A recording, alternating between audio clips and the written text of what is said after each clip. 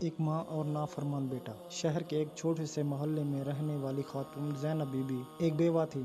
ان کا ایک ہی بیٹا تھا، علی۔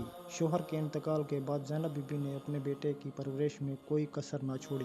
دن رات محنت کر کے سلائی کڑھائی کا کام کر کے بیٹے کو تعلیم دلوائی، اچھے اخلاق سکھائے اور اللہ سے ہمیشہ دعا کی کہ یا رب میرے بیٹے کو کامیاب بنا، نیک بنا اور مجھے اس کی خوشی دیکھنے نصیب فرما۔ وقت گزرتا گیا، علی نے تعلیم مکمل کی، اچھی نوکری ملی اور اس کا رویہ بدلنے لگا۔ اب وہ ماں کی باتیں سننا گوارا نہ کرتا۔ ایک دن اس نے ماں سے کہا، امی اب میں آپ کو اپنے ساتھ نہیں رکھ سکتا، میرے آفس کے لوگ مذاق اڑاتے ہیں کہ میں ماں کے ساتھ رہتا ہوں۔ زینب بی بی کا دل ٹوٹ گیا، لیکن ماں تھی، خاموش ہو گئی۔ علی نے انہیں ایک پرانے سے اولڈ ہوم میں چھوڑ دیا۔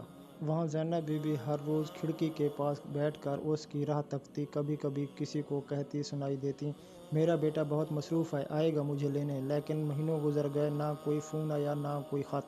ایک دن اچانک زینب بی بی بے ہوش ہو کر گر پڑی۔ ہسپتال لے جایا گیا، لیکن بہت دیر ہو چکی تھی۔ جانے سے پہلے وہ ڈاکٹر کو بس ایک بات کہہ پائیں، میرے بیٹے کو کہنا میں نے معاف کر دیا اسے اور بہت محبت کرتی ہوں اس سے۔ جب علی کو اطلاع ملی، وہ بھاگا بھاگا ہسپتال پہنچا، لیکن بہت دیر ہو چکی تھی۔ ماں جا چکی تھی، وہ ماں جس نے اپنی پوری زندگی اس کے لیے قربان کر دی تھی۔ علی کی آنکھوں میں آنسو تھے، لیکن اب وہ آنسو کسی کام کے نہیں تھے۔ وقت گزر چکا تھا، ماں چلی گئی تھی اور ساتھ لے گئی تھی اپنے بیٹے کی نافرمانی کا دکھ، اپنی دعاؤں کا خزانہ اور ایک بیٹے کے ضمیر کی چیخ۔